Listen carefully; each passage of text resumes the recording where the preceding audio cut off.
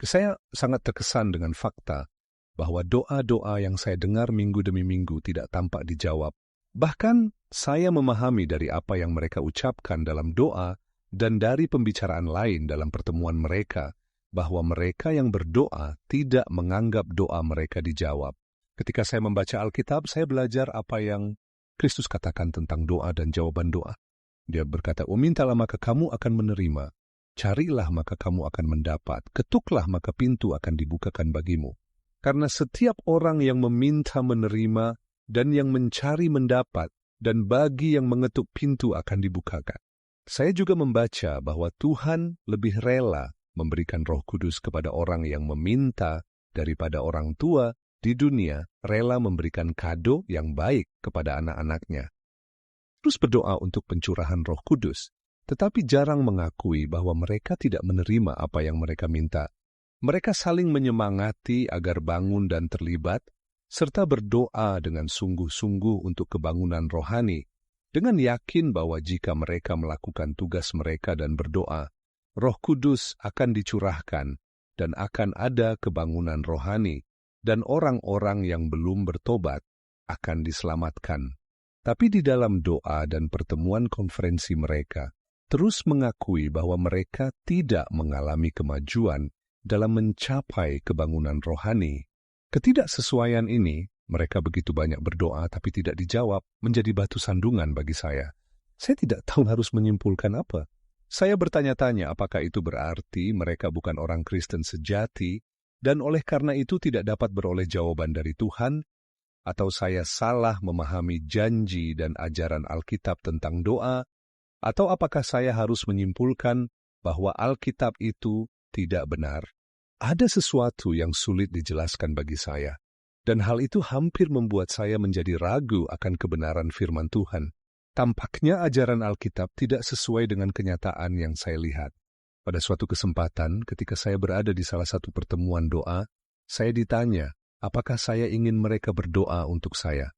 Saya jawab tidak, karena saya tidak melihat bahwa Tuhan menjawab doa mereka. Saya katakan, saya tahu saya perlu didoakan, karena saya sadar saya adalah orang berdosa. Tapi saya tidak melihat bahwa doa kalian akan berguna untuk saya, sebab kalian terus meminta, tapi kalian tidak menerima. Kalian sudah berdoa untuk kebangunan rohani sejak saya datang ke Adams, tapi kalian tidak memperolehnya. Kalian sudah berdoa agar Roh Kudus dicurahkan kepada kalian, tapi kalian masih merasa kosong. Saya ingat waktu itu saya berkata, kalian sudah cukup berdoa sejak saya ikut pertemuan ini untuk mengusir iblis dari Adams. Jika memang doa kalian punya kuasa, tapi kalian masih tetap berdoa dan mengeluh.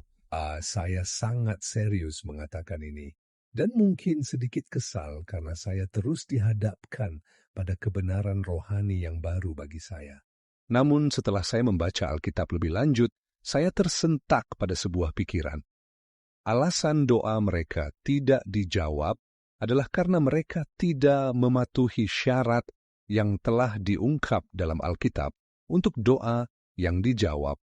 Mereka tidak berdoa dengan iman, dalam arti mereka tidak mengharapkan Tuhan memberi apa yang mereka minta. Pemikiran ini membuat saya bertanya-tanya selama beberapa waktu, bukan dalam bentuk yang jelas untuk diungkapkan dengan kata-kata. Namun hal ini menghibur saya dalam keraguan tentang kebenaran Injil. Setelah berjuang selama 2 atau 3 tahun, pikiran saya menjadi mantap bahwa walaupun mungkin ada kekeliruan, baik dalam diri saya maupun pendeta atau jemaat, Alkitab tetaplah firman Tuhan yang benar.